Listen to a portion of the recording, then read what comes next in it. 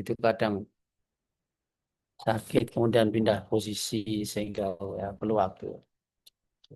Ya, saudara-saudara yang semati, kita sekarang ada di eh, kurikulum baru ya. Artinya kurikulum yang sekarang 2025 itu barangkali ada sedikit perbedaan dengan yang kurikulum 2022 2020. Salah satu di antaranya adalah dalam hal materi ya. Jadi untuk ini untuk kurikulum 2025 ini mata kuliahnya sekarang ada kimia permukaan. Kalau waktu-waktu lalu namanya adalah kimia permukaan dan koloid atau kimia koloid dan permukaan. Sehingga ini fokus pada kimia permukaan, tidak ada koloidnya. Ya, itu yang pertama. Berikutnya kita belum buka ya. Mari kita buka dengan berdoa sesuai dengan agama kita masing-masing. Berdoa disilakan. Bismillahirrahmanirrahim. Oke, saya lanjutkan. Pada pertemuan pertama, kita akan, jawaban. Pada pertemuan pertama, barangkali kita hanya ya membicarakan sedikit saja tentang apa yang akan kita lakukan. Ya, yaitu kita kuliah ini, izinkan saya membuka web satu untuk nanti presensi, yang kedua untuk menunjukkan ini RPS apa yang akan kita pelajari sebetulnya. Jadi kimia permukaan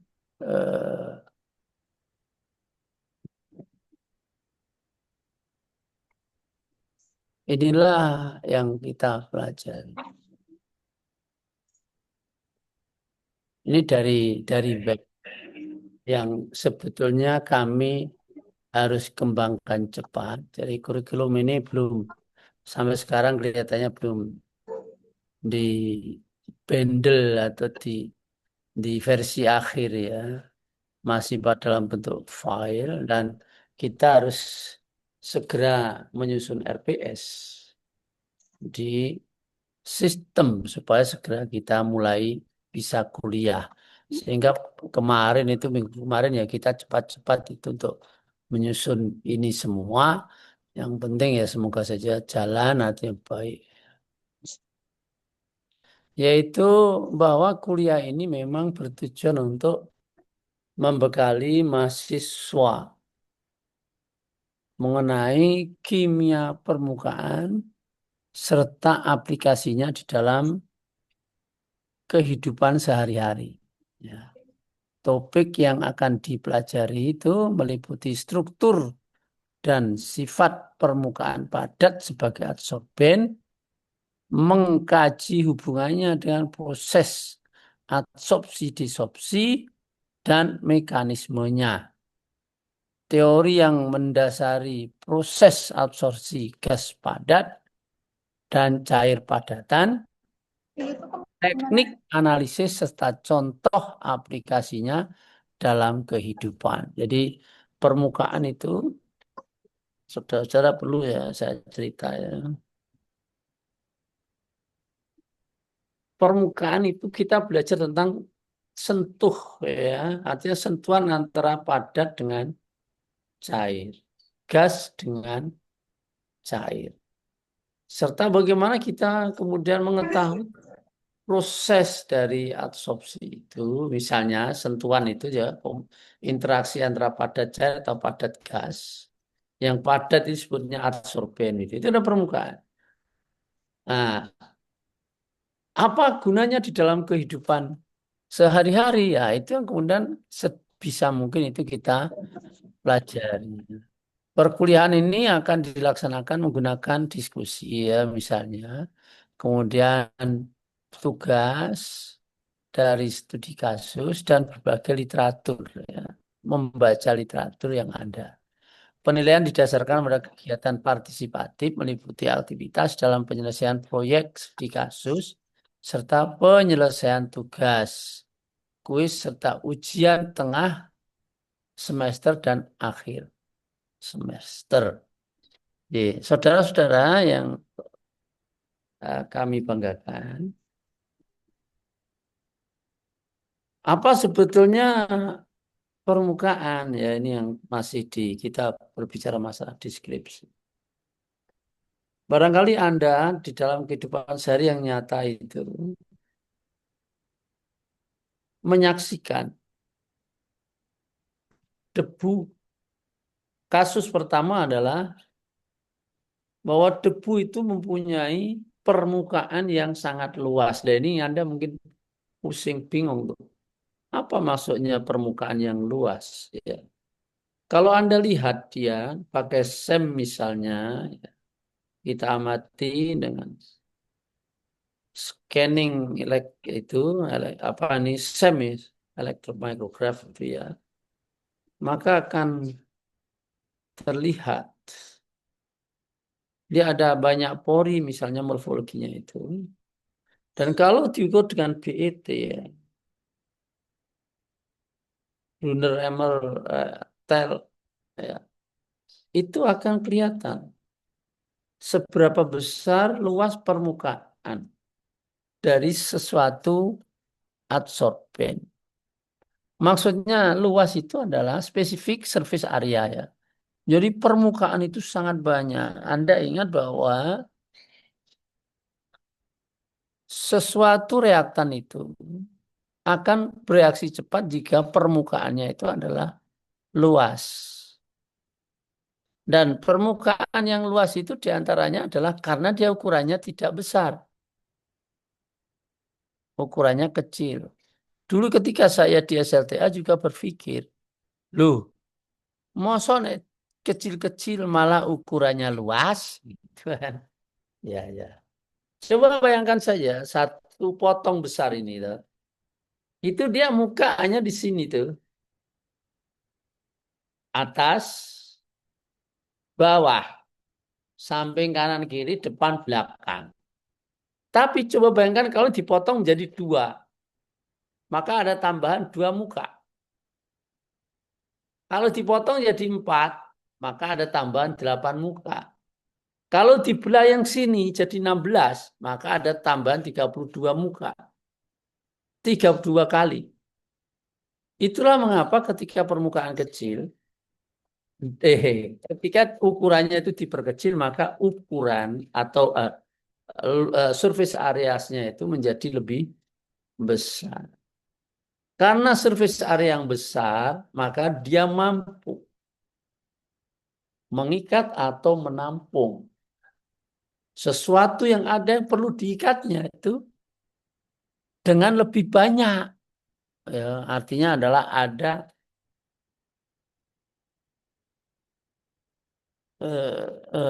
aduh lebih banyak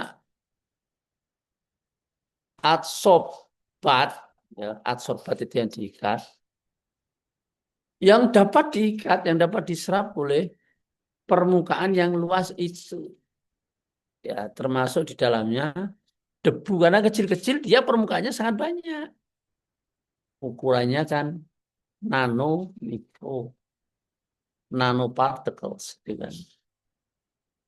Maka kemudian dia mempunyai permukaan luas yang artinya dia mampu mengikat ya artinya mampu eh, bereaksi dengan jumlah yang sangat besar ya. Maka itulah kenapa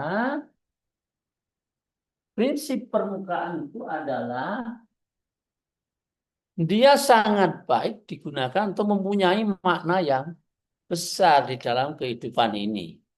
Coba kalau kita perhatikan, mengapa Islam itu, ini mohon maaf, Mengapa Islam itu mengajarkan kalau kita kena najis, kita mandinya pakai apa? Pakai tanah, Pak. Pakai debu tanah. Mengapa? Karena permukaannya sangat luas. Artinya luas itu adalah dia akan satu luas, artinya dia mampu mengikat banyak. Yang kedua kuat, ya. Kok kuat? Ya, artinya dia itu aktif, mampu mengikat. Ya, senyawa-senyawa racun dan senyawa aktif yang ada sehingga kemudian memang salah satu untuk cara untuk itu atau mengadsorb atau mengikat senyawanya beracun itu adalah dengan debu, dengan tanah itu. Coba sekarang bukti nyata. Kalau Anda punya batang, ngerti batang enggak kau? Batang itu bangkai. Kalau ada tikus mati di rumah itu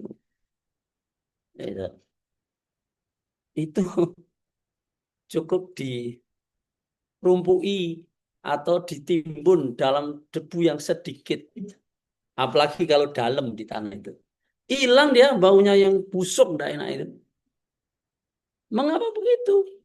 Karena tanah itu satu dia aktif, mempunyai gugus fungsi yang aktif menyerap senyawa-senyawa tertentu, ya gugus-gugus fungsi tertentu.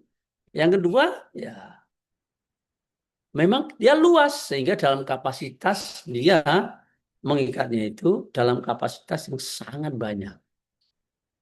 Bahkan itu dikatakan 1 sendok teh, ya 1 sendok teh debu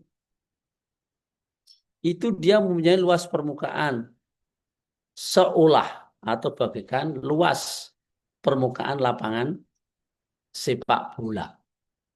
Gitu. Ini satu. Contoh nyata yaitu tadi tikus. Yang kedua, tikus mati badak. Apapun yang berbau busuk, taruhlah dia di dalam tanah itu, maka dia hilang. Artinya berkurang setidaknya. Maka itu adalah bukti nyata bagaimana suatu permukaan ini berperan di dalam kehidupan yang nyata. Di dalam banyak hal ya, katalis, ya, di dalam misalnya penjernihan air, ya, artinya lingkungan, dan dalam banyak kebutuhan lainnya, itu memang bisa diandalkan prinsip permukaan ini. Satu contoh lagi, mengapa kalau kita membuat septic tank itu, jaraknya dan itu harus berapa meter itu ya? 10 meter ada.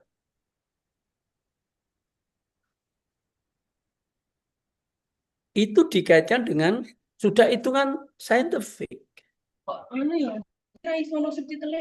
Yaitu di mana gugus fungsi atau daya absorpsi dari permukaan dalam tanah itu selama 10 meter itu dianggap mampu meredam, ya, kotoran bakteri dan senyawa beracun yang berasal dari septic tank terhenti oleh tanah yang mengalir, tanah yang ada, yang dialiri oleh benda-benda dari septic tank itu, termasuk air. Itu. Lalu kita bisa memanfaatkan. Baru-baru saja saya melakukan penelitian. Kami melakukan penelitian. Penelitiannya adalah basisnya itu dari maggot. Kamu ngerti maggot? Nah, maggot itu ya sebetulnya black soldier fly itu ya. Black soldier fly. Artinya dia dari lalat. hitam, bertelur, kemudian gede. Ya, gede itu makanannya itu adalah kelebihan-kelebihan makanan kita atau kotoran sisa-sisa lah, sisa makanan yang kita buang itu semua ludes itu akan dimakan oleh maggot. Dan maggot itu dia akan nanti untuk menjadi lalat, dia mengeluarkan cangkang seperti kepompong tubuh. Nah, cangkangnya ini yang kemudian kita dapat gunakan dan saya menggunakan itu ya, cangkang dari apa ini maggot ini untuk kepentingan pembuatan batako.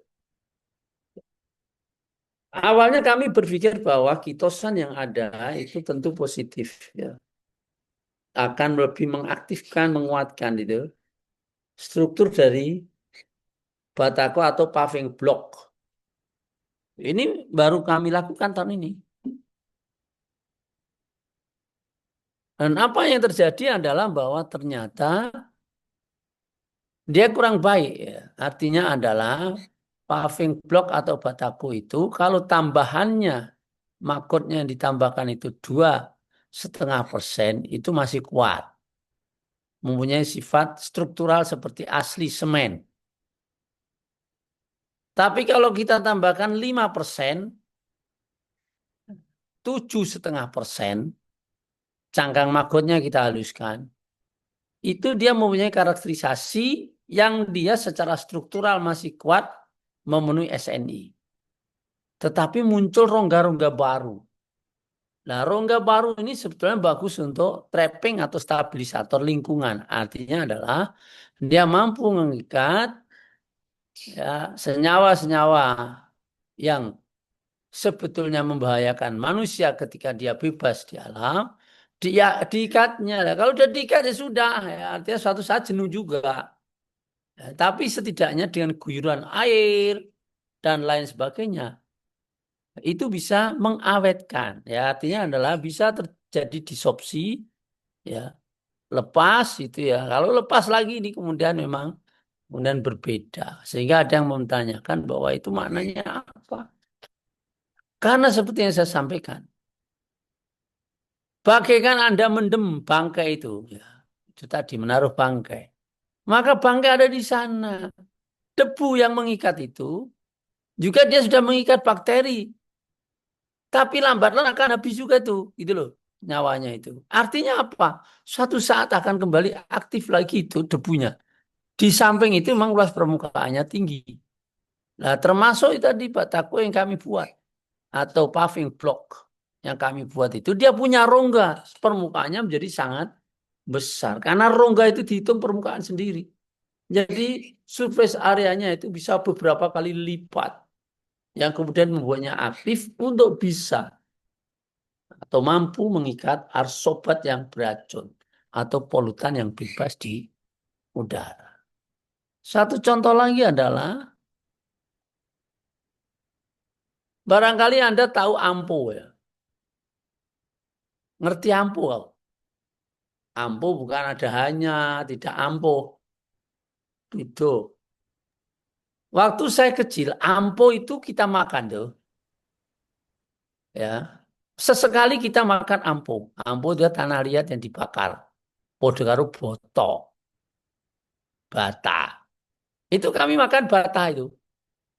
Tapi bisa makan banyak, hanya satu. Apa nih ya, ya sedikit potong. Ampuh atau hampir mirip dengan bata itu. Itu kita makan tuh. Mengapa tujuannya? Adalah mengikat jasad renit dan bakteri yang mengganggu di pencernaan atau usus nggak tahu saya sebetulnya.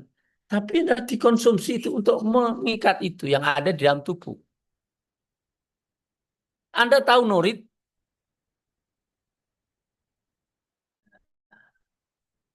Norit itu ada karbon aktif. Kalau kita sakit perut, ambil itu 2 kapsul, apa namanya? Bundar dia ada pil. Apa gunanya? mengikat bakteri yang membuat Anda itu sakit perut. Dan nyatanya itu adalah prinsip permukaan. Jadi kontak antara zat padat, padatan yang berfungsi sebagai adsorben, dengan fasa lain yang dekat dengannya atau menempel dengannya, yaitu gas maupun ion-ion atau apapun senyawa yang mampu terikat secara elektrostatik atau dengan gaya lainnya mampu berikatan atau mengikat dengan permukaan itu. Ya, prinsip permukaan. Jadi banyak hal yang dapat kita lakukan ya, terkait dengan prinsip permukaan. Barangkali kalau Anda itu ke melihat yang kemudian ditawarkan air keruh dimasukkan jadi air bersih yang namanya misalnya nurit. Itu sebetulnya prinsipnya adalah permukaan. Ya, dia taruh di situ baik itu oksida, ya, logam oksida seperti silika, alumina, kaolinite, atau monzonite, bentonite dan lain sebagainya. Ya, yang jelas itu adalah dia pakai prinsip kimia permukaan. Nah, mungkin bertahap. Yang pertama adalah difungsikan untuk menyerap bakteri, berikutnya adalah untuk menyerap yang lainnya gitu. Yang ketiga adalah produk yang bersih, yang sudah dapatkan hasil yang relatif bersih. Itulah ya, maka banyak hal yang dapat kita lakukan melalui ini. Kemudian itulah juga yang menyebabkan tanah Indonesia yang tropis ini menjadi sangat subur. Ada yang tanya, bedanya karo Amerika yuk, bedanya karo Arab, bedanya dengan Australia yuk. Seperti apa? Kalau Anda pernah ke luar negeri dan saya doakan dapat studi ke sana, itu luar biasa. Mereka mau tanam saja, dia harus buat kondisi. Ya, tanahnya tidak bisa langsung kita tanami, nggak subur. Karena seperti batu, Pak. Lain dengan batu dengan tanah itu beda. Batu dengan mineral clay itu sangat beda. Karena kalau batu itu ya sudah, dia strukturnya begitu sulit sekali untuk bereaksi. Tapi lain dengan tanah kan, tanah itu mengandung gugus fungsi tertentu. Di situ ada alumina, ada silika, ada magnesium, macam-macam. Yang semua itu adalah aktif, gugus fungsi aktif untuk mengikat. Beda sekali. Ya. Jadi artinya adalah bahwa kita punya tanah itu relatif subur karena dia clay minerals, ya, mengandung banyak mineral.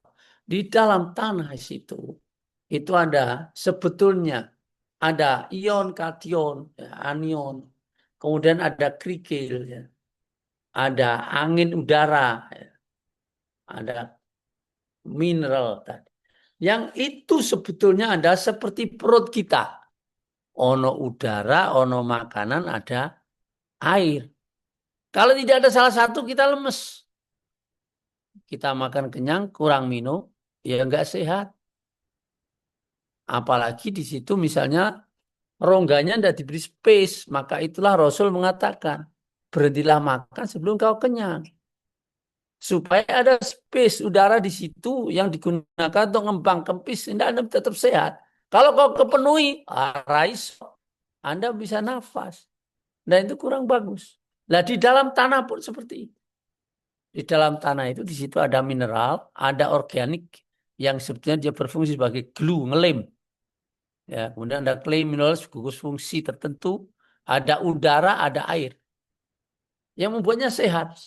Kalau batu strukturnya ada begitu, padat sekali. Nah, kalau tanah itu strukturnya ada komponen itu tadi, sehingga dia aktif mempunyai atau mengikat gugus fungsi yang ada.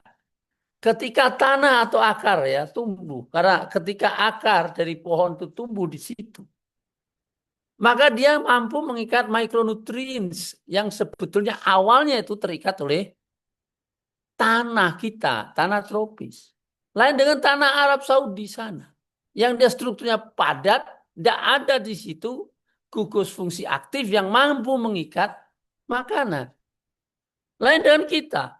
Tadi ada komponen tanah seperti itu, ada rongganya, udara ya, ada gugus fungsi aktifnya, ada airnya.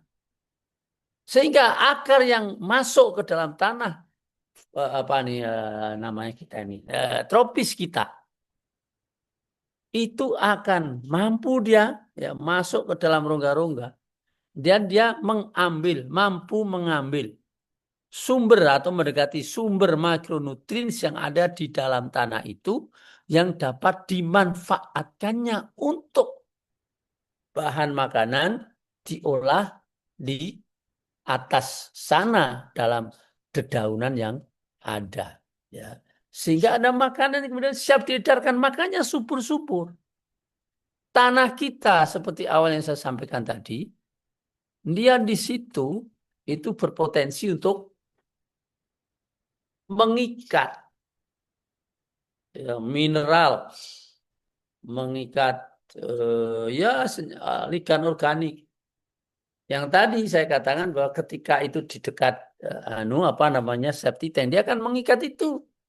Ketika cairan mengalir melaluinya itu, maka akan diikatnya. Lah, pengikatan dari sekitar makronutrien yang ada itu ditampung karena permukaannya besar, maka dia mampu menampung banyak. Ketika akar masuk, maka dia mengambil sesuai dengan kebutuhannya.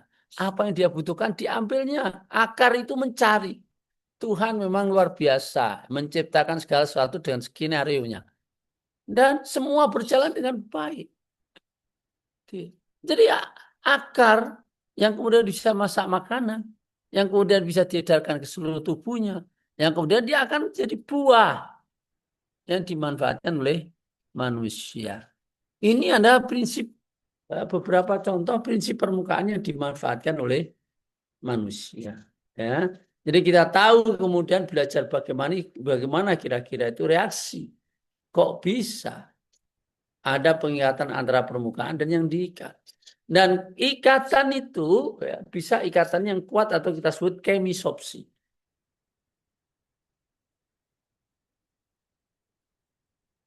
Namun bisa jadi dia hanya kontak fisik saja. Nah, disinilah kita mengetahui ada disopsi. Ketika dia tidak kuat, maka terjadi disopsi proses pelepasan nih. Ya, jadi kita mengkaji permukaan padat sebagai adsorben, mengkaji hubungannya dengan proses adsorpsi dan disopsi.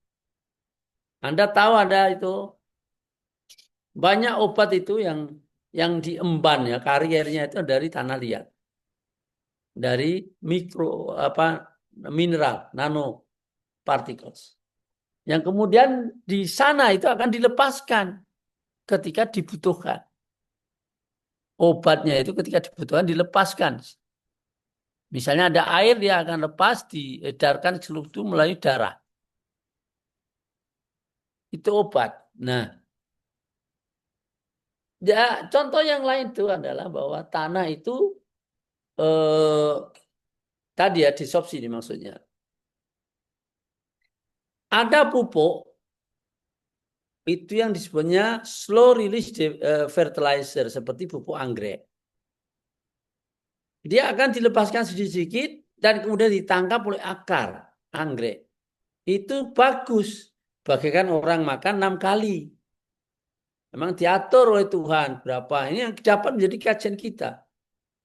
Makronutrien oleh lempung atau mineral lempung yang terikat dengan fisik atau apa dapat dilepas kembali dalam masa sekian menit. Dan itu rilis sedikit demi sedikit. Jadi suatu saat dulu saya pernah melakukan penelitian juga. Misalnya seberapa besar pengikatan makronutrien oleh adsorben. Ya, kita pelajari lalu seberapa cepat dia dilepas. Itu tadi saya katakan ibarat makan. Kita nggak bisa makan kemudian ini makan 3 kali itu. Udah, ini untuk sarapan, untuk makan siang, ini untuk makan sore. Ada makan sekali, tidak bisa, tidak bagus. Ya slow release lah. Ya makan siang ya pagi, siang, sore. Dan kita bagi juga, ada selang antara pagi dan siang, antara siang dengan sore. Misalnya selanya itu ya buah. Selanya itu misalnya ya apel. Begitu. Ya. Nah ini adalah apa yang sudah diikat oleh absorben itu diikat lepas kembali ini. Ini desorpsi. Nah, lalu pemanfaatan untuk misalnya yaitu tadi pupuk. Jadi makronutrien itu diikat oleh mineral. Katakanlah kaolin misalnya digunakan untuk mengikat mineral yang ada. Opo? Ya yang dibutuhkan di tanaman anggrek. Lalu kemudian itu disemprotkan. Maka kemudian didisop. Karena kalau dia kena air, itu dia akan lepas ikatan itu. Lepasnya itu tidak sekaligus, tapi sedikit demi sedikit. Nah, laju pelepasan yang kita pelajari, saya sudah melakukan penelitian ini. Kemudian berapa besar prosentase yang bisa dilepaskan misalnya per minggu, per bulan, atau per hari. Ini menjadi bahan kajian yang menarik juga. Ya, dan konsep-konsepnya untuk kehidupan sehari-hari.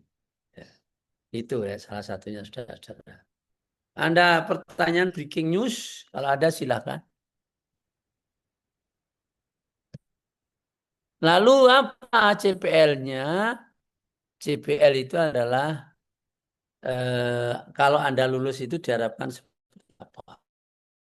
Yang pertama, menguasai konsep teoritis tentang struktur, sifat, fungsi, perubahan, energi, dan dinamika.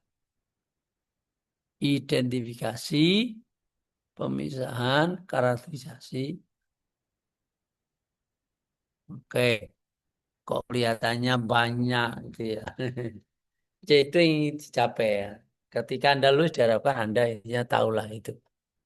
Ya, bagaimana energi ikatan, dinamika ikatan, identifikasi, pemisahan karakterisasi, transformasi, ya, sintesis, bahan kimia, mikromolekul serta terapannya. Ini tadi ya, mikromolekul.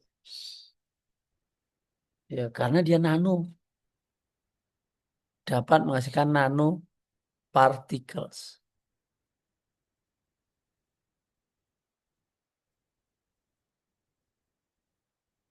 Oke, begitu. Yang kedua, kita diharapkan, mahasiswa diharapkan mampu mengkaji dan memanfaatkan ilmu pengetahuan dan teknologi pada bidang kimia dan menyusun hasilnya dalam bentuk laporan melalui pemikiran logis, kreatif, kritis, sistematis, dan sebagainya. Ya, ini seperti seolah idealitas, tapi itulah yang ingin kita capai setelah Anda lulus. Tetapi CPMK-nya sebetulnya itu yang di kiri. Yang pertama tadi memahami konsep beserta aplikasinya. Yang kedua adalah mampu memanfaatkan.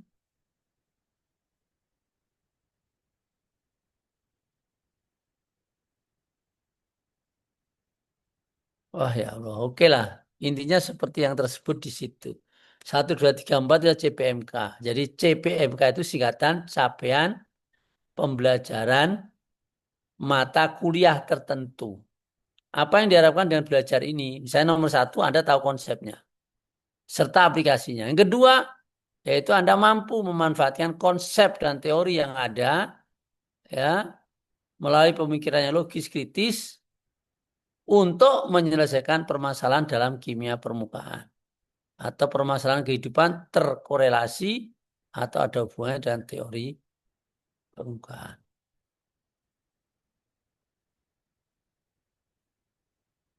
Baik, berikutnya nomor 3. Ya Allah, senut-senut. Mahasiswa dapat mengkaji dan memanfaatkan berbagai penelitian atau artikel tentang kimia permukaan dan menyusun hasilnya dalam bentuk laporan melalui pemikiran logis kritis ya. Jadi Anda diharapkan itu di akhir kuliah itu mampu menyusun satu proyek. Ada teorinya, kita pelajari berapa kali. Kemudian silahkan Anda itu menggunakan baik teknologi berbasis AI maupun aplikasi komputer maupun manual. Yang penting adalah bagaimana kita memanfaatkan bahan-bahan tersebut atau kita memanfaatkan pengetahuan yang ada dalam rangka untuk ya kehidupan sehari-hari. Ini mohon maaf ini sebetulnya agak ngantuk gitu ya.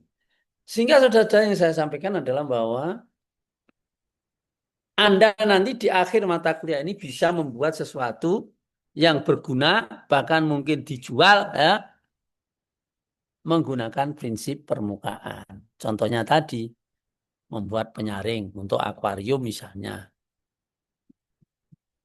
Misalnya lagi, membuat penyaring untuk tanah kotor.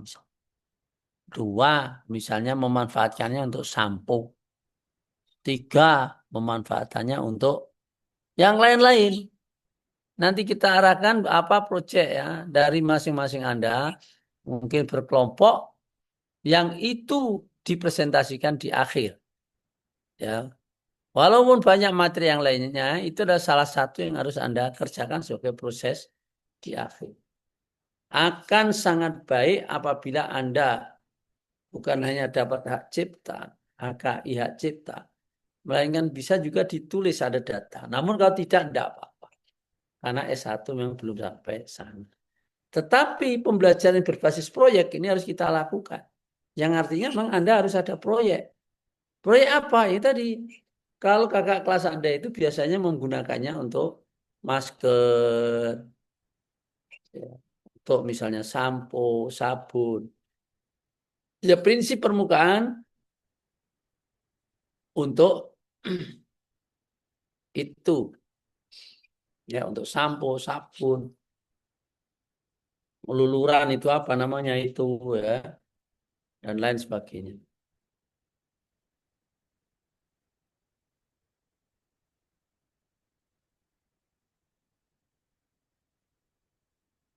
Oke. Sekarang mari kita lihat apa kegiatan pelajaran kita. Yang kali ini pertama itu kita orientasi kuliah saja. Ya, kemudian ya katakanlah seperti kontrak.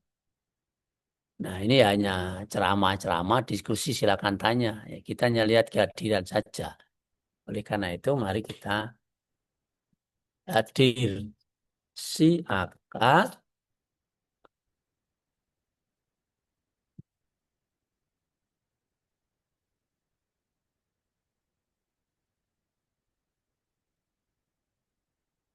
Adakah di sini yang tidak anggota kelas yang masuk ya? Nanti presensinya biar saya buka sekalian juga. Untuk kelas yang ini, ya presensinya adalah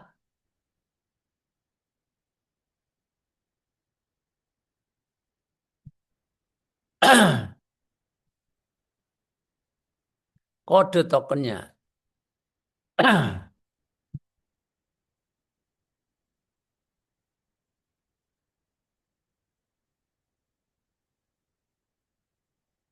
Kode tokennya adalah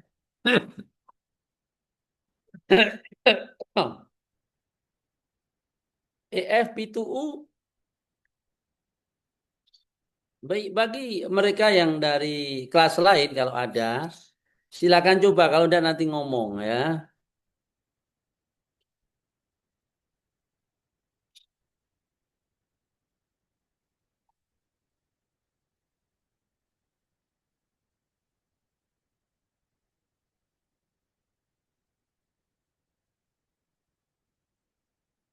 Ya, oke. Selanjutnya, yang kedua adalah kita akan melihat struktur permukaan dan antarmuka. Ya. Ini yang kanan itu adalah contoh bagaimanakah penilaian dilakukan. Misalnya ada tugas. Ya. Saudara-saudara, apa proyek yang saya sampaikan tadi itu itu bisa menjadi bagian dari penilaian yang sini yang utama, yaitu proyek. Jadi bagaimanakah hasil dari proyek Anda itu untuk memanfaatkan konsep ya, kimia permukaan dalam kehidupan sehari-hari apapun. Kalau Anda lihat di TV itu promosinya, misalnya ditambahkan,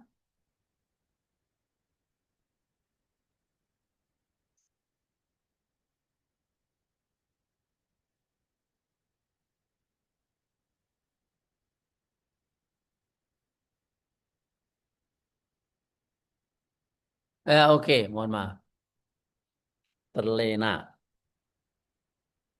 Yang selanjutnya di situ ya pada apa pertemuan berikutnya yang ketiga itu terkait dengan CPMK nomor 2. CPMK nomor 2 adalah ini mahasiswa mampu memanfaatkan melalui pemikiran logis dan seterusnya. Nah, di situ adalah energi permukaan dan tegangan permukaan. Nanti akan lihat sedikit ya pelan-pelan. Dengan referensi ini 14 itu ya misalnya. Sini referensinya.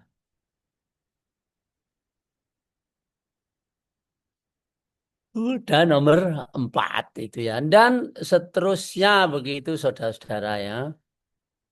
Jadi penilaian itu di sini ada, kalau kita lihat ada kehadiran, ada tugas, presentasi, dan UAS.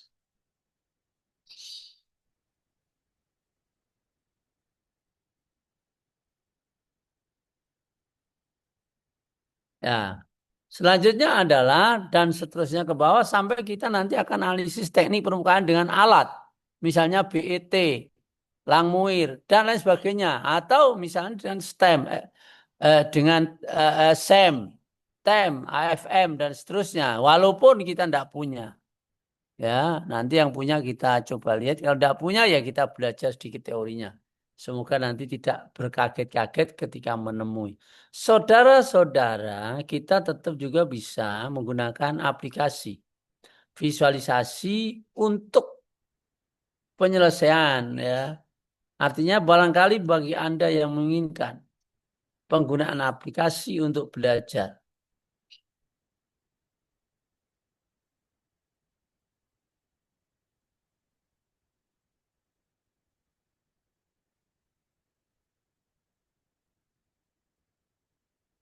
Oke. Kemudian berikutnya, Anda mungkin tahu MolView, Orca, ABM, RxN. Itu yang nanti kita manfaatkan untuk sebetulnya ya setidaknya Anda menggunakan Orca. Ya. Kalau MolView dan sebagainya ini untuk pembelajaran. RxN barangkali bisa. Saya berikan gambaran MolView itu dan XRN misalnya adalah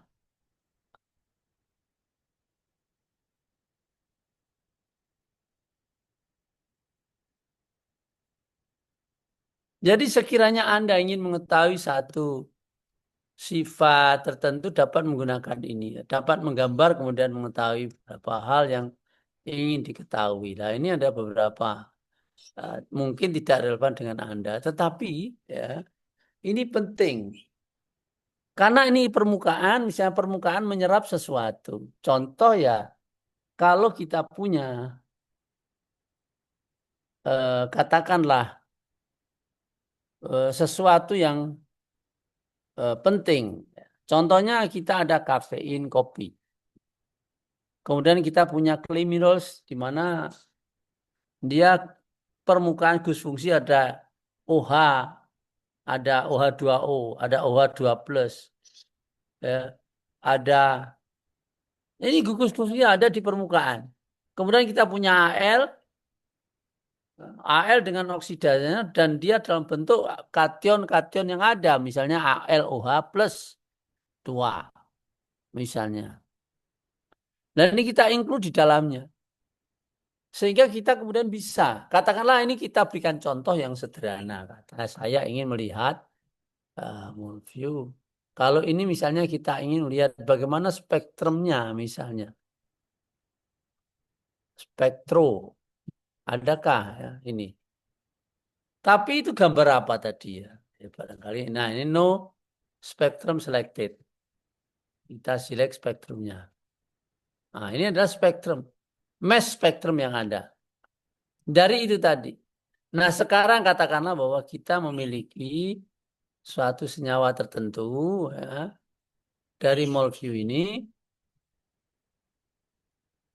yang kemudian kita ingin berkaitan, ya, ada gunanya. Tadi kita bisa melihat spektra, kita bisa mengukur sudutnya, panjang lengannya kita bisa ukur di situ. Tapi anyway, ingin saya teruskan adalah bagaimana kita mengukur atau mempelajari tentang mekanisme suatu reaksi. Katakanlah kita ada di sini tahu PubChem.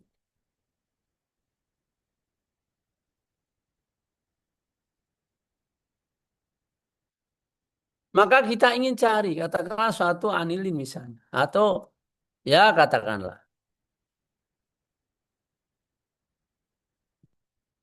Maka di situ ada di sini. Ya, nah, kemudian kita cari 214 smile.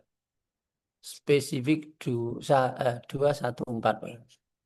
214. Ini smilesnya. Kalau ini kita copy di situ, ya katakanlah ini kita bersihkan, kita copy di sini atas, kalau kita pilih saja, kemudian kita enter. Nah, ini maka kita lihat 3 dimensinya di situ. Dia seperti ini bentuknya. Nah, ini bisa diekspor dan kita tidak berbicara ini sebetulnya.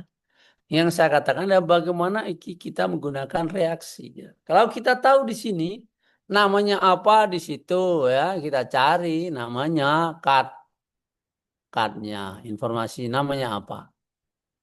Nah kita punya nama seperti ini atau kalau kita punya smilesnya seperti ini ya kita bisa ada canonical smiles, ada isometric smiles dan seterusnya. Kita masuk pada aplikasi lain misalnya Orca. Kalau Anda menggunakan Orca, Anda masukkan, maka Anda tahu seperti apa spektrumnya, IR, MES, dan lain sebagainya. Di situ ada informasi penting yang dapat kamu peroleh. Nah, sekarang saya ingin menyampaikan atau menunjukkan bagaimana itu kalau RxN reaction sebetulnya. Nah, kita tadi sudah dapat smiles dari Molview. Ya. Lalu di sini kepentingan saya adalah dengan menggunakan RxN ini kita ingin melihat. Katakanlah tadi kita sudah punya ada smiles, struktur molekul itu. Kita taruh, kita tahu sebetulnya itu dibuat dari apa. Satu contoh lagi adalah ketika kita misalnya ada pertanyaan.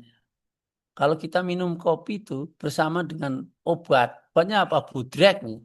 Berbahaya atau tidak? Nah katakanlah itu yang kedua ini. Nah ini yang ini. Kalau kita punya produk tertentu rumit sekali di sini. Maka kita bisa cari sebetulnya reaksinya seperti apa. Dari mana ini terjadi. Ini dari mana. Maka dari situ, walaupun Anda tidak praktek, Anda bisa memperkirakan dengan retrosintesis ini, sebetulnya senyawa saya yang rumit tadi, itu dibuat dengan cara seperti apa. Oh itu ini dengan ini. Lah ini dari mana? Oh itu dari ini. Dan masing-masing bisa. Kemudian Anda akan tahu ini reaktan ini plus reaktan ini plus reaktan ini plus reaktan ini. Maka dia akan menjadi produk ini, produk itu. Dan produk ini dan itu direaksikan bisa menjadi produk yang saya peroleh. Itu satu. Ya. Nah ini kita juga bisa predik suatu produk. Artinya adalah seperti yang kedua ini. Tadi ada pertanyaan bodrek parastamol, dimasukkan parastamol. Bagaimana kita masukkan dari PubChem atau dari Viewmol? Seperti apakah strukturnya? Kita cari saja. Kalau kita sudah tahu ya kita gambar di Viewmol. Nah, kemudian kita reaksikan dengan parastomol kita dengan kafein di situ.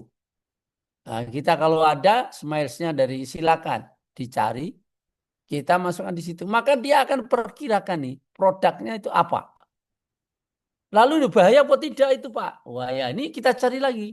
Kita cari di sifat ya kita tahu dari apa itu dari cut itu tadi MSDS-nya kita ketahui beracun atau tidak, ya membahayakan atau tidak, kita cari properti atau sifat-sifatnya dari mana, ya dari misalnya dari Molview, misalnya dari Avogadro, ya, misalnya dari DeepChem, HyperChem itu ya, yang boleh kita tahu sifat itu seperti apa, membahayakan atau tidak bisa kita tanyakan ke AI misalnya.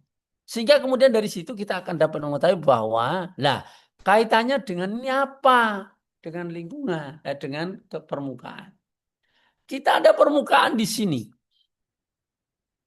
Kita anggap ini adalah SOH, OH2+, ya, absorbennya itu, gugus fungsi dengan jumlah yang sangat besar. Lalu kita masukkan apa yang kita mau adsorb, yang mau ikat apa di situ. Maka hasilnya apa? Ikatannya kuat atau tidak? Nah, produk ini yang kita tanyakan. Dari mana kita? Ke beberapa AI aplikasi untuk menanyakan sifat karakteristik dari yang dihasilkan itu. Sehingga kita bisa mengetahui bahwa proses ikatan yang terjadi pada itu ada seperti ini, seperti itu. Sifatnya seperti ini, seperti itu. Ya. Nah, ini kemudian kita gunakan di cara katakanlah online, maaf. Jadi kita dengan ini kemudian bisa menentukan bagaimana suatu reaksi terjadi, bagaimanakah produk yang akan dihasilkan, itu sifat dari produknya dan sebagainya, termasuk untuk kimia permukaan. Ya, sepanjang kita tahu yang kita perbuat, dalam arti misalnya kita tahu reagennya ini, reaktannya apa saja, maka kemudian kita akan dapat dengan ini predik produk ini. Apa yang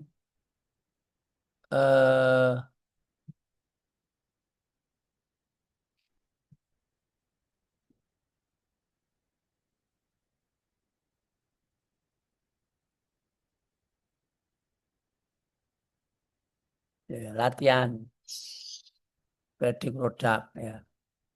Nah, di situ kita harus latihan di situ ya. Artinya kita masukkan apa yang kita masukkan dia. Misalnya ini tadi smile-nya kita masukkan di sini. B plus. Apalagi kita cari di paken. Wah, ini udah terlanjur saya putus. Misalnya plus ini nih ngawur-ngawur nih. Artinya ini dengan smile juga tuh ini.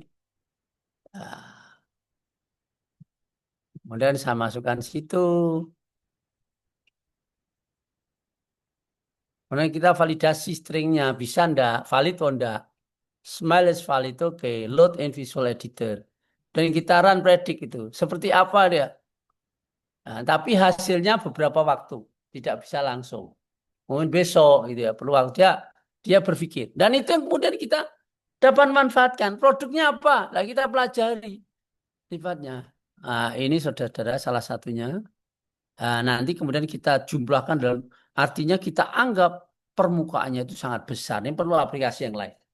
Tapi setidaknya itulah ikatan yang bisa dijelaskan antara permukaan dengan sesuatu adsorbat atau apa yang perlu diserap diikat. Maka berfungsi untuk keperluan lingkungan dalam hal ini.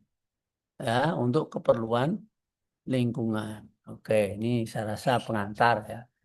Ya, terus kita masuk ya mau kembali ke PPT saya.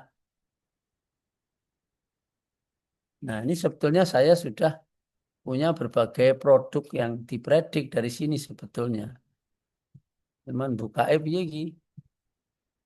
Nah, ini project ya. Ini kita menghasilkan beberapa produk ini ya. Kita ini terus dia dapatkan produk. Setelah 2 hari, 1 hari itu ada produk. Dan kita tanyakan produk itu bagus pun enggak atau bagaimana sifatnya, spektrumnya seperti apa. Nah, ini gunakan Orca itu. Dengan Orca kita akan tahu bagaimana sifatnya. Kemudian misalnya optimized spectrum FTIR misalnya. Kemudian spektrum SEM-nya misalnya. Itu dapat dipredik oleh oleh orga atau aplikasi itu. Sehingga kita bisa menjelaskan, kalau kita kemudian mau praktikal, kita tinggal memutuskan atau menunjukkan atau mengkonfirmasi sehingga bahwa yang kita temukan itu betul adanya dan kira-kira sifatnya seperti itu itu ya. Ini adalah sebetulnya lanjut ya, intinya adalah kimia lanjut, kimia komputasi lanjut untuk menjelaskan sesuatu terkait dengan itu. Ini saudara-saudara ya. Lalu materi dianggap sampai 16 kali pertemuan, nanti ada UTS di tengah 8 atau 9. Tidak ada. Kemudian ada UAS yang jelas, ada tugas itu. Sehingga di sini ada UTS sebetulnya 10%, UAS 15%. Ya, ini adalah penilaiannya bobot. Sehingga kehadiran itu sebetulnya 5% ya kita anggap. Tapi ya tadi saudara-saudara yang begitu itulah pokoknya nanti. Kalau memang saudara Anda alasan ya tak anggap itu 100% masuk ya. Penting ada izinnya begitu. Dan kita sendiri ya mungkin saya ada halangan masuknya mungkin kurang atau ya nanti kita sepakati dengan tugas online misalnya. Nah itu kehadiran kemudian kita anggap nanti pokoknya memenuhi gitu ya. Ya. Dan total project itu 50% sendiri. Jadi studi kasus membuat sesuatu yang dapat dia hak ciptakan itu nilainya 50% sendiri. Kemudian yang lain ini bobotnya adalah sangat kecil. Saudara-saudara, saya perlu tegaskan di sini bahwa saya tidak habis pikir ya, mengapa teman-teman itu selalu mengoyak itu nilai harus A itu. Ya. Pembelajaran itu tidak harus nilai. Banyak orang yang tidak dapat nilainya tidak bagus, tapi oke lah. Saya ada banyak D walaupun ditranskrip. Gitu. Tapi ya oke saja itu. Karena memang dulu kita 2,5 untuk jadi dosen, 2,75 akhirnya untuk jadi dosen. Ya, nggak ada orang punya nilai 3 itu. Yang 3 itu dari 150 teman saya hanya 2. Ya. Sebetulnya yang penting itu adalah keterampilan. Artinya potensi apa yang memang Anda perlu untuk membangun diri itu. Tidak harus nilainya sangat bagus. Emang kenapa kalau kumlot atau tidak kumlot? Ya kumlot alhamdulillah tidak. Oh, enggak, bukan suatu akhir. Jadi artinya adalah saya sampaikan, oke lah, ya tidak haruslah kita itu selalu seperti itu, ya, menuntut bahwa harus A. Ya, tidak harus gitu. Memang, memang kalau kumlot lebih baik artinya. Tapi tidak, bukankah sesuatu itu adalah outcome-nya itu, bukan tampilan dan bukan apa, bukan apa namanya tampilan itulah, ya, kelihatannya, lihatnya, tetapi esensi, substansi esensi, ya. Kalau saya cerita, saya ada di sini saudara saya. Ya bukan saudara lagi, kandung. Ya di TB itu sampai habis. Tapi tidak saya bercerita bahwa sebaiknya Anda habis waktu. Tidak begitu. Tetapi bagaimana kita belajar itu tidak harus tidak harus kemudian, oh saya harus, kalau enggak Anda. Belajar kandung saya itu. Kalau dari sisi keberhasilan, apa sih kesuksesan ukurannya itu? Ya, kalau di dalam pembelajaran itu seharusnya memang ini yang tidak saya lihat darinya. Tapi kalau dari sisi kesuksesan diukur dari materi dia sangat bagus. Ya. Duit banyak itu walaupun dia kuliahnya 7 tahun. Itu. Ya, ini keterampilan. Mengapa begitu? Karena dia selama kuliah karena tidak ada duit cukup untuk biaya, mencari duit sendiri. Ya saya juga sebetulnya. Ya ada ya orang tua itu memperhatikan. Ya mohon maaf kalau cerita bahwa saya ketika kuliah misalnya orang tua itu bayar SPP. Ya itu yang dia bayar pokoknya. Yang lainnya terserah. Mau apa terserah pokoknya. Pokoknya saya sediakan SPP. SPPP itu kalau saya harus bayar ya UKT itu Januari. Mungkin datangnya Mei. karena panen itu bulan Mei. Dia sekolah ya wis pokoknya bisa makan, bisa hidup, bisa studi, alhamdulillah. Ya, cerita sedikit ini motivasi untuk diinsert, dimasukkan. Jadi dengan gitu bahkan kita tuh menggeliat, saya harus mampu bertahan dan bisa kuliah. Bagaimanapun cara apapun yang harus saya lakukan. Termasuk adik itu gitu. Nah, dia mencari cara dan karena dia mencari cara, ya ada banyak koneksi. Network dia bangun selama kuliah itu. Begitu lulus, walaupun dia lulusnya 7 tahun, wah dia langsung banyak koneksi untuk membangun, menyetak duit itu dan cepat. Karena itu pengalaman dilakukan dia ketika dia kuliah. Ya, sehingga ya naik masalah itu ya. Tinggal dia mungkin ya dalam hal ini karena kuliah itu tidak pengembangan kalau kita mengacu pada undang-undang itu kan yang penting itu baik. Membentuk manusia Indonesia seutuhnya yang dalamnya bertakwa kepada Tuhan Yang Maha Esa. Nomor satunya itu.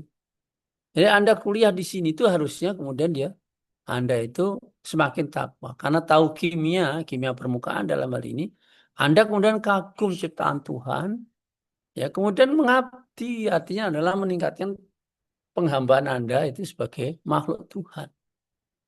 Ya, kemudian juga eh, apa? Manusia Indonesia yang bertakwa, yang kemudian yang berakhlak mulia. Ya, karena tahu kimia kemudian akhlaknya meningkat, mulia dia. Ya, kemudian apa? Ya, terus dan seterusnya. Jadi intinya adalah kuliah itu tahu dan karena tahunya, literasi itu artinya adalah paham. Dan setelah paham adalah dia kontekstual, jalankan untuk kebutuhan dan kehidupan keseharian. Dan kemudian dia gunakan dia punya etika, kembangkan tuh etika, perilaku, sikap, ya, rasa karsa itu. Ya, artinya empati dan simpati, perilaku. Ya, jadi kalau orang tahu kimia di dalam belajar itu apa? Supaya dia mampu menerapkannya dalam kehidupan. Supaya apa? Setelah itu maka dia itu menjadi orang yang solihah baik, ya, bersikap baik. Jadi jadi jangan hanya yang pengetahuan saja nilai harus A. Itu ya perlu saya sampaikan karena banyak dosen yang mengeluh itu, menyampaikan. Kita terus pikirkan ya, juga kaitannya dengan akreditasi. Tapi jangan kemudian menuntut apapun harus A. Oh, saya itu ya B minus banyak. B banyak sekali. Hanya berapa? Nah, kalau dosen-dosen yang lain itu juga saya rasa banyak. Ya, sedikit sekali yang justru karena kami itu waktu itu ya memang harus bergelut dengan pertahanan hidup. Nah, itulah tempaannya di situ. Karena masalah maka kita harus menyelesaikan masalah itu. Ya bayangkan saja itu. Orang tua hanya membayar SPP dan SPP pun tidak harus waktunya. Saya butuh Januari, beliau itu ngasih sesukanya setelah panen. Bisa Maret, bisa April, bisa Mei. Gitu. Nah itulah yang maksud saya itu adalah bahwa kuliah ini adalah bagaimana kita menyelesaikan masalah yang ada pada diri kita. Bukan kemudian kemana-mana. Artinya melakukan sesuatu yang tidak benar, yang aneh itu. Ya, banyak fasilitas, ada masalah sedikit, kemudian melakukan hal yang aneh-aneh, yang menakutkan. Ya. Banyak. Ini yang barangkali kemudian perlu kita semua mendudukkan masalah. Kita terima saja dengan baik. Ya. Apa yang telah digariskan oleh Tuhan, kita terima saja. Ya. Jadi jangan ikhtiar adalah boleh, bagus ya. Tapi kalau kemudian memaksakan ya dalam bentuk apapun maksaannya itu ya dengan halus ataupun kasar itu sebenarnya adalah kurang etis dan tidak baik. Oke, terima kasih saudara-saudara. Dan itu tadi dan ini akan kita lakukan selama 16 kali pertemuan. Dan kemudian inilah tadi yang sudah saya singgung bahwa ada partisipatif ya, artinya proyek dicatat bahwa Anda itu nanti diharapkan bisa melakukan satu studi kasus atau proyek yang di sini saya tulis studi kasus. Dalam hal ini apa? Tadi yang saya inginkan adalah Anda melakukan sesuatu, misalnya dengan bantuan aplikasi. Saya ingin membuat, misalnya, penjernih yang baik. Untuk apa? Saya ada hidup di lingkungan yang daerahnya itu besinya besar. Ya. Jadi kemudian ion besi ini akan bermasalah kalau menumpuk di kita. Nah ini yang kemudian kita pikirkan. Bagaimana saya menggunakan misalnya kaolin untuk menghilangkannya. Maka Anda gunakan predik produk kaolin. Tapi di sini tidak bisa kaolin dimasukkan. Karena kaolin itu strukturnya tidak masuk di situ. Ya, maka gugus-gugus fungsi yang ada yang dimasukkan. Kamu gambar di mall view, kemudian smilesnya didapat, masukkan ke ini, divalidasi, dia valid, reaksikan dengan ion besi. Apa yang terjadi? Ikatannya seperti apa? Produknya seperti apa? Sifatnya seperti apa? Apakah kita sudah menyelesaikan masalah? Itu satu proyek bisa seperti itu.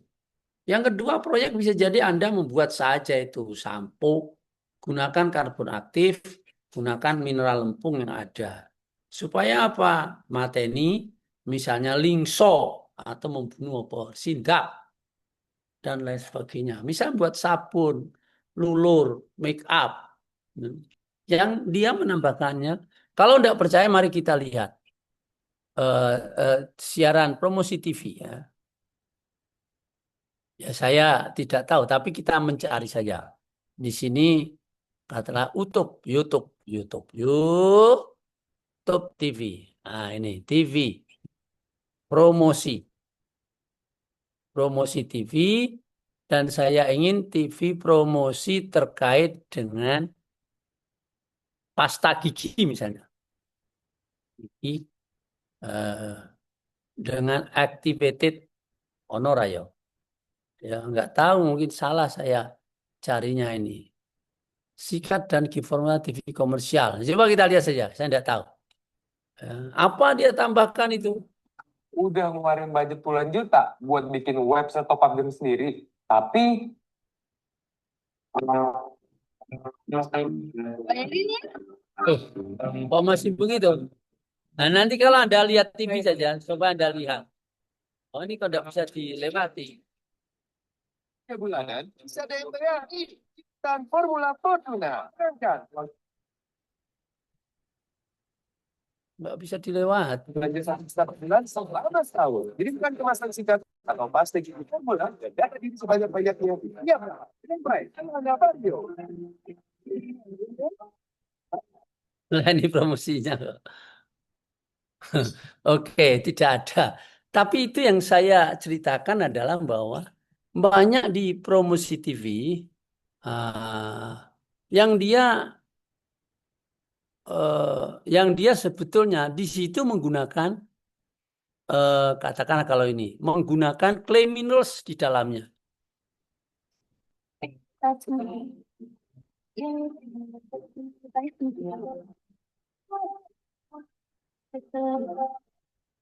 Atau sambung.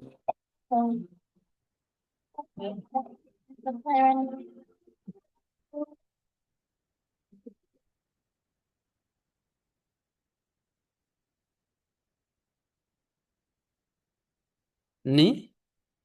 Oh, enggak.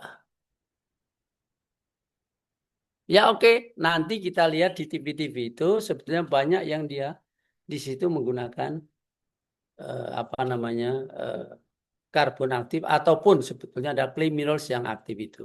Mengapa itu digunakan? Karena dia mampu menambah ya, daya apa namanya ikat terhadap kotoran yang ada di rambut, baik itu bentuknya dalam lemak maupun dalam senyawa lain yang sekiranya dia aktif ya terhadap permukaan mineral itu. Ada pertanyaan? Kalau tidak, saya mau tutup kuliah kali ini. Mana tadi presensi? Apakah sudah semua?